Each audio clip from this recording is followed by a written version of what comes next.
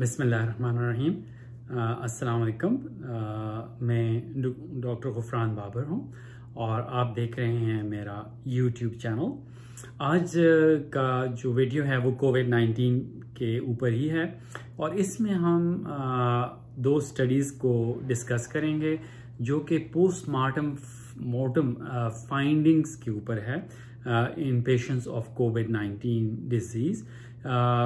अमूमन most of the time जो families हैं वो ऑटोप्सी या पोस्टमार्टम नहीं करवाते, ख़ुसूसन हमारे मुआशरे में, पाकिस्तान में या मुस्लिम्स विदाउट एनी रीज़न। लेकिन बाज़ सोसाइटीज़ में, यूरोपियन कंट्रीज़ में, इन सम प्लेसेस इट्स मैंडेटरी, ये कंपल्सरी है। और दो स्टडीज़ जो हैं उसमें आई हैं, एक जर्मनी से आई है जो कि मई के महीने में छपी थी, एनल्स ऑफ इंटरनल मेडिसिन, जिसमें postmortem findings of covid disease patients के बारे में है जिनकी मौत कोविड-19 डिजीज़ की वजह से हुई, उनके अंदर जिस्म में क्या डैमेजेस हुए उसके बारे में ये स्टडी है। और दूसरी स्टडी जो रिसेंटली 2 हफ्ते पहले New England Journal of Medicine में आई। जो study Annals of Internal Medicine मई 2020 में आई, इसमें 12 ऑटोप्सीज या पोस्टमार्टम केसेस के बारे में डिस्क्राइब किया है। और ये वो पेशेंट्स थे जो कि डायग्नोसिस उनका कंफर्म हुआ था कोविड RT-PCR के ज़रिए। और जो इसमें इन्होंने पेशेंट्स को डिस्क्राइब किया, इसमें 9 मेल्स थे और 3 फीमेल्स थी। एवरेज मीडियन एज उनकी 73 ईयर्स थी और इनके अंदर pre existing conditions like obesity, heart disease, blood pressure, COPD, blood vessel disease जो थी वो मौजूद थी, यानी पहले से इनके अंदर ये बीमारियां मौजूद थी। ब्लड के अंदर D डाइमर उनमें एलिवेटेड था, LDH और CRP, और प्लेटलेट काउंट लो था जो कि इन्फ्लेमेशन को जाहिर करता है। और जो कोविड-19 वायरस है वो इनके लंग्स में मौजूद था, हार्ट, ब्रेन, किडनीज के अंदर भी मौजूद था। और ये जो वायरस था जो इन पेशेंट्स के अंदर CT स्कैन किया गया, उसमें जो है वो लंग डिजीज, कंसोलिडेशन यानी सीरियस निमोनिया, और ARDS या एडल्ट रेस्पिरेटरी डिस्ट्रेस सिंड्रोम जो था वो उन्होंने देखा।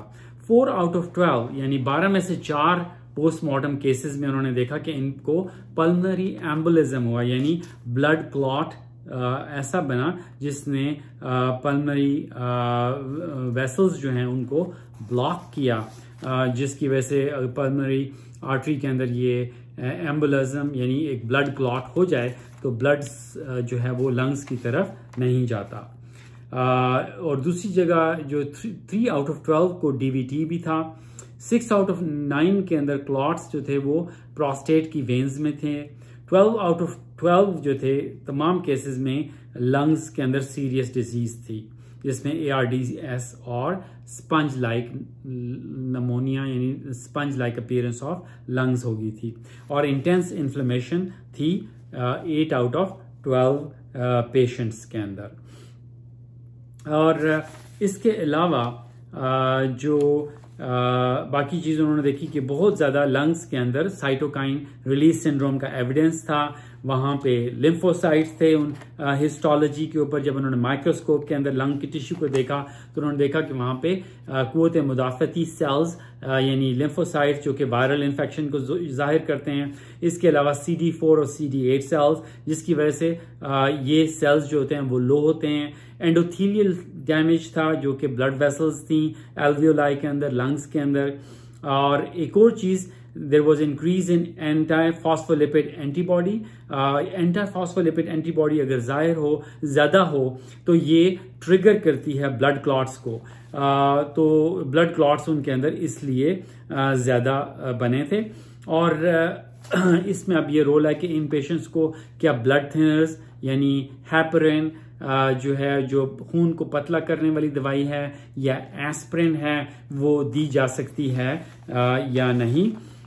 ये जो है एक क्वेश्चन इन पेशेंट्स के अंदर है, और अगर है तो उनको कितना डोज पे ये दिया जाए।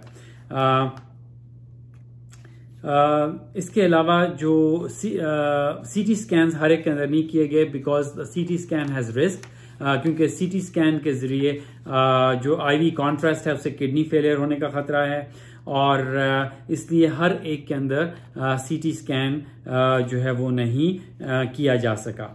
अब क्वेश्चन ये है कि अगर ब्लड थिनर देना है तो हमने एस्प्रिन 81 मिलीग्राम देनी है या 325 मिलीग्राम देनी है, हेपरिन देनी है तो कितनी देनी है। तो इसके लिए मुख्तलिफ क्लिनिकल ट्रायल्स हो रहे हैं जो कि इंडिकेट करेंगे कि बेस्ट ट्रीटमेंट कौन सी हो सकती है।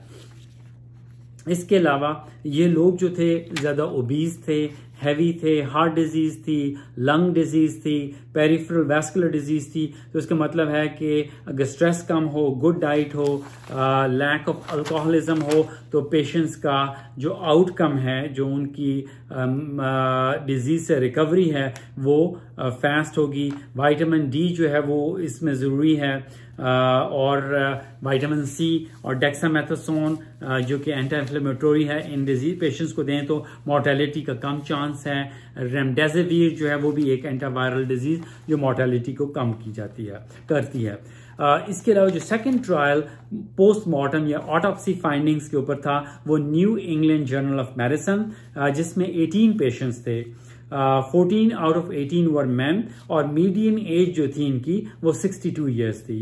18 में से 12 पेशेंट्स को डायबिटीज थी, 11 को हाइपरटेंशन या इंक्रीज ब्लड प्रेशर, 5 को हार्ट डिजीज थी, 4 को क्रॉनिक किडनी डिजीज थी, 4 के अंदर out of 18 history of stroke थी, और 4 आउट ऑफ 18 को डिमेंशिया यानी ब्रेन डिसफंक्शन था। इसके अलावा जो सिम्टम्स जिसे प्रेजेंट किए, 3 आउट ऑफ 18 को जिस्म में दर्द पैदा हुआ, 2 आउट ऑफ 18 को हेडेक, कंफ्यूजन, 1 आउट ऑफ 18 को एनोस्मिया यानी lack of sense of smell. तो ये भी एक सिम्टम है कोविड-19 का, क्योंकि नाक के अंदर हमारे सूंघने के हिस्स मौजूद है, और यहाँ से ये कहते हैं कि शायद ये वायरस जो है इन ऑल्फैक्टरी सेल्स के जरिए ब्रेन में दाखिल हो सकता है। 11 out of 18 patients who died and had this post-mortem or autopsy done, they were on ventilator and they were also on sedative drugs। जब आपको वेंटिलेटर यानी एक आर्टिफिशियल ट्यूब के जरिए सांस दिया जाता है तो आपको सेडेट किया जाता है, ऐसी दवाइयां दी जाती हैं ताकि आपका जो कॉन्शियसनेस लेवल है वो कम हो, ताकि आप उस ट्यूब को जिसके जरिए आपको मसनूई सांस दिया जा रहा है उसको आप निकालें नहीं। तो इनमें से पेशेंट्स का जो जब उन्होंने सेडेशन का डोज कम किया तो वो फिर भी मेंटल कंफ्यूजन का शिकार थे। अब उन पेशेंट्स के अंदर CSF का टेस्ट यानी स्पाइनल टैप नहीं किया गया, ना ही MRI किया गया। 3 आउट ऑफ 18 को के अंदर CT स्कैन किया, और जो डे ऑफ डेथ है इन पेशेंट्स के अंदर, इन 18 के अंदर, वो 10th डे ऑफ इलनेस था और admission to the ICU or being on the ventilator। जब 10th day on admission in the ICU, being on the ventilator, 10 दिन के अंदर मीडियन टाइम था इनके डेथ का। और ब्रेन के अंदर उन्होंने देखा कि 14 आउट ऑफ 18 की एथेरोस्क्लेरोसिस यानी ब्लड वेसल्स वॉल की थिकनिंग थी, ऑल्फैक्टरी बल्ब्स इनके इंटैक्ट थे, लेकिन जो मेन चीज उन्होंने देखी कि ब्रेन के अंदर हाइपॉक्सिक इंजरी थी, कि ब्रेन को ऑक्सीजन नहीं मिल रही थी। इसमें मेनली तो हमारे सेरिब्रम और सेरिबेलम था। इसके अलावा जो new England Journal of medicine study जो कि इंग्लैंड की स्टडी है, उसके अंदर उन्होंने क्लॉट्स को ब्रेन के अंदर फाइंड नहीं किया, और ना ही वैस्कुलाइटिस फाइंड किया, यानी ब्लड वेसल्स की इन्फ्लेमेशन या इंजरी उन्होंने नोट नहीं की। जिस तरह किड्स के अंदर multi system inflammatory disease in children MIS है, वो अडल्ट्स में उन्होंने नोट नहीं की गई। 1 आउट ऑफ 18 को मेनिंजाइटिस उन्होंने नोट किया, और 16 आउट ऑफ 18 के frontal lobe of the brain में वायरस था, जहां पे ऑल्फैक्टरी बल्ब्स भी थे। तो ये पोस्टुलेट किया जाता है कि प्रॉबेबली ब्रेन के अंदर ऑल्फैक्टरी बल्ब्स के जरिए जो सूंघने के हिस्स के सेल्स हैं उनके जरिए ये ब्रेन में ये वायरस दाखिल हो जाता है। इसके अलावा जो है वो उन्होंने ब्रेन के अलावा उन्होंने कहा कि ये जो हाइपोक्सिक इंजरी है वो हार्ट फेलियर की वजह से होती है, रेस्पिरेटरी फेलियर की वजह से जब इन्फ्लेमेशन होती है लंग्स के अंदर और वो कंसोलिडेशन या नमोनिया होता है या एडल्ट रेस्पिरेटरी डिस्ट्रेस सिंड्रोम होता है, और या फिर कुछ क्लॉट्स लंग्स के अंदर हो सकते हैं। अगर पल्मोनरी एम्बोलिज्म है तो ऑब्स्ट्रक्टिव शॉक की वजह से डेथ हो सकती है। इसके अलावा उन्होंने देखा कि शायद कार्डियक अरेस्ट हुआ इन पेशेंट्स के अंदर। ACE2 रिसेप्टर्स जो पेशेंट्स ऑलरेडी थे वो फायदे में थे, क्योंकि ये ACE2 रिसेप्टर जो है जिसके साथ ये ACE2 रिसेप्टर ब्लॉकर या ACE इनहिबिटर्स जो है वो प्रोटेक्टिव इफेक्ट था। इसके अलावा lot of patients who had mental confusion and headaches probably had cytokine release syndrome, जिसके अंदर हमारे जो कुव्वत मुदाफियत का सेल्स हैं वो केमिकल्स रिलीज करते हैं, जिसकी वजह से जनरलाइज बॉडी के अंदर शॉक लाइक स्टेट हो सकती है। इसके अलावा उन्होंने नोट किया कि इंटरल्यूकिन 2, 6, इंटरफेरॉन जो है वो एलिवेटेड थे, और ये जो है इनफैक्ट वायरल इलनेसेस के अंदर कंफ्यूजन और डिलीरियम को लीड कर सकते हैं। तो ये वो थी जो ऑटोप्सी की स्टडीज थी। Most of them they had pneumonia in the lungs, के लंग डैमेज थे, ब्रेन के अंदर हाइपोक्सिक इंजरी थी। इसके अलावा उन्होंने ये देखा कि ये वायरस ब्रेन के अंदर, हार्ट के अंदर, लंग्स, लिवर, किडनीज हर जगह इस वायरस ने अटैक किया, लेकिन प्रोडोमिनेंट कॉज ऑफ जो डेथ था वो mainly lung disease, pneumonia, respiratory failure और cytokine release syndrome, generalize shock like state और ultimately brain injury, brain anoxic injury, यानी ब्रेन को ऑक्सीजन नहीं मिली, जिसकी वजह से अल्टीमेटली इनको रेस्पिरेटरी फेलियर, हार्ट फेलियर, जिसके बाद ब्रेन इंजरी हुई। और ब्रेन इंजरी जब हो जाए तो पेशेंट की रिस्पॉन्सिवनेस खत्म हो जाती है, जिसके बाद उन्हें वेंटिलेटर से उतार लिया जाता है और अल्टीमेटली डेथ कंफर्म हो जाती है। तो these were the findings of these studies, one in Annals of Internal Medicine and other in New England Journal of Medicine। जो दो स्टडीज थी पोस्टमार्टम फाइंडिंग्स या ऑटोप्सी स्टडीज के बारे में थी। 12 पेशेंट्स जो थे वो जर्मन स्टडी और 18 पेशेंट्स जो थे इंग्लिश स्टडी, और टोटल ऑफ 30 पेशेंट्स के बाद ये इन्होंने ये दोनों स्टडीज के 30 पेशेंट्स थे। तो ये उम्मीद है कि आपको इस वीडियो से अंडरस्टैंड और हुआ, इस डिजीज के बारे में अंडरस्टैंडिंग आपकी बड़ी होगी।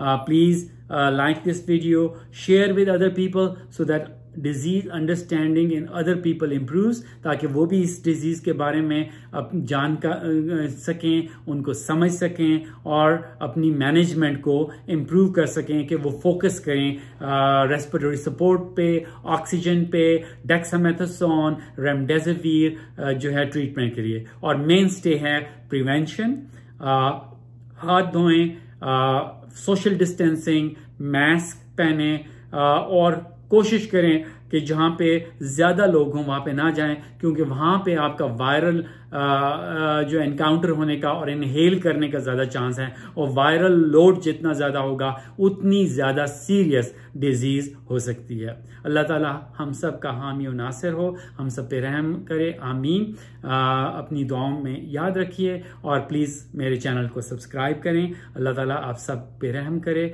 और जो लोग इस डिजीज से फोत हुए हैं अल्लाह ताला उनकी बख्शिश फरमाए, आमीन। सल्लल्लाहु अलैहि व आलिहि व अस्हाबी वसल्लम। अस्सलाम वालेकुम।